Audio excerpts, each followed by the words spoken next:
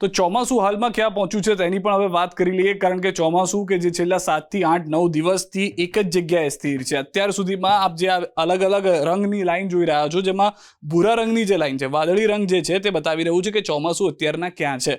જ્યાંથી આગળ વધી જવું જોઈતું હતું 15 તારીખ સુધીમાં, લાલ લાઈન જોઈ રહ્યા છો તે પ્રમાણે ગુજરાતમાં પ્રવેશ થઈ જવો જોઈતો હતો, પરંતુ હજુ સુધી ચોમાસું આગળ નથી વધ્યું. જે તેની શાખા છે તે છેલ્લા 9 દિવસથી ત્યાં ને ત્યાં જ છે, તેમાં કોઈ બદલાવ જોવા નથી મળ્યો. અંદાજિત આપણે આપ જુઓ તો અહીંયા ખ્યાલ આવશે કે 5 જૂનની આસપાસ, 5 થી 6 જૂન સુધી થતા અહીંયા આગળ આવીને અટવાઈ ગયેલી જે બ્લુ લાઈન છે તે તેનાથી આગળ નથી વધી રહી. જે 15 જૂન સુધીમાં ગુજરાતની અંદર, દક્ષિણ ગુજરાતની અંદર પ્રવેશ કરી લેવાનું હતું.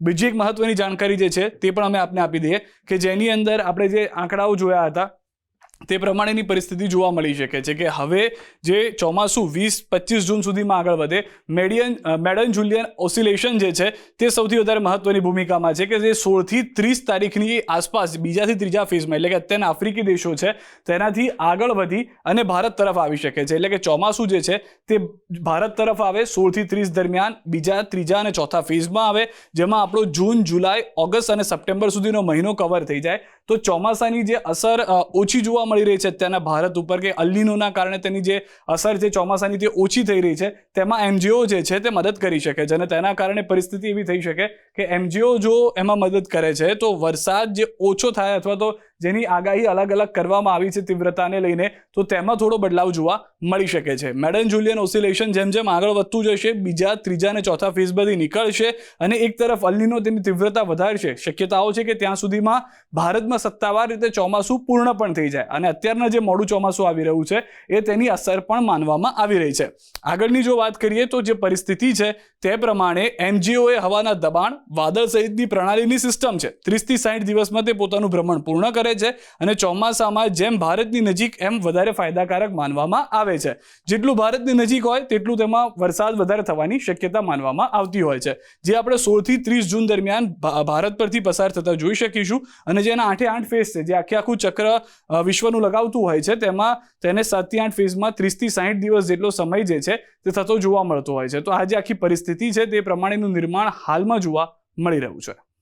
તો ચોમાસું હાલમાં ક્યાં પહોંચ્યું છે તેની પણ હવે વાત કરી લઈએ, કારણ કે ચોમાસું કે જે છેલ્લા 7 થી 8 9 દિવસથી એક જ જગ્યાએ સ્થિર છે. અત્યાર સુધીમાં આપ જે અલગ અલગ રંગની લાઈન જોઈ રહ્યા છો, જેમાં ભૂરા રંગની જે લાઈન છે, વાદળી રંગ જે છે તે બતાવી રહ્યું છે કે ચોમાસું અત્યારના ક્યાં છે.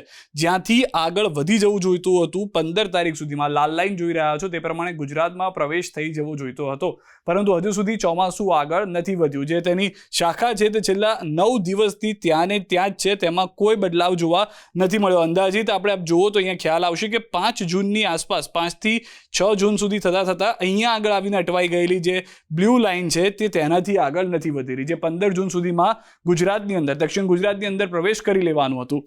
બીજી એક મહત્વની જાણકારી જે છે તે પણ અમે આપને આપી દઈએ કે જેની અંદર આપણે જે આંકડાઓ જોયા હતા તે પ્રમાણેની પરિસ્થિતિ જોવા મળી શકે છે કે હવે જે ચોમાસું 20-25 જૂન સુધીમાં આગળ વધે, મેડન જુલિયન ઓસિલેશન જે છે તે સૌથી વધારે મહત્વની ભૂમિકામાં છે કે જે 16 થી 30 તારીખની આસપાસ બીજાથી ત્રીજા ફેઝમાં, એટલે કે અત્યારના આફ્રિકી દેશો છે તેનાથી આગળ વધી અને ભારત તરફ આવી શકે છે. એટલે કે ચોમાસું જે છે તે ભારત તરફ આવે 16 થી 30 દરમિયાન, બીજા, ત્રીજા અને ચોથા ફેઝમાં આવે, જેમાં આપણો જૂન, જુલાઈ, ઓગસ્ટ અને સપ્ટેમ્બર સુધીનો મહિનો કવર થઈ જાય. તો ચોમાસાની જે અસર ઓછી જોવા મળી રહી છે અત્યારના ભારત ઉપર, કે અલ્નીનોના કારણે તેની જે અસર છે ચોમાસાની તે ઓછી થઈ રહી છે, તેમાં એમજીઓ જે છે તે મદદ કરી શકે છે. અને તેના કારણે પરિસ્થિતિ એવી થઈ શકે કે એમજીઓ જો એમાં મદદ કરે છે તો વરસાદ જે ઓછો થાય, અથવા તો જેની આગાહી અલગ અલગ કરવામાં આવી છે તીવ્રતાને લઈને, તો તેમાં થોડો બદલાવ જોવા મળી શકે છે. મેડન જુલિયન ઓસિલેશન જેમ જેમ આગળ વધતું જશે, બીજા, ત્રીજા અને ચોથા ફેઝ બધી નીકળશે અને એક તરફ અલ્નીનો તેની તીવ્રતા વધારશે. શક્યતાઓ છે કે ત્યાં સુધીમાં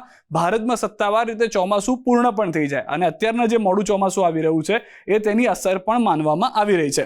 આગળની જો વાત કરીએ તો જે પરિસ્થિતિ છે તે પ્રમાણે એમજીઓ એ હવાના દબાણ, વાદળ સહિતની પ્રણાલીની સિસ્ટમ છે, 30 થી 60 દિવસમાં તે પોતાનું ભ્રમણ પૂર્ણ કરે છે અને ચોમાસામાં જેમ ભારતની નજીક એમ વધારે ફાયદાકારક માનવામાં આવે છે. જેટલું ભારતની નજીક હોય તેટલું તેમાં વરસાદ વધારે થવાની શક્યતા માનવામાં આવતી હોય છે, જે આપણે 16 થી 30 જૂન દરમિયાન ભારત પરથી પસાર થતા જોઈ શકીશું. અને જેના 8 ફેઝ છે, જે આખું ચક્ર વિશ્વનું લગાવતું હોય છે, તેમાં તેને 7 થી 8 ફેઝમાં 30 થી 60 દિવસ જેટલો સમય જે છે તે થતો જોવા મળતો હોય છે. તો આ જે આખી પરિસ્થિતિ છે તે પ્રમાણેનું નિર્માણ હાલમાં જોવા મળી રહ્યું છે.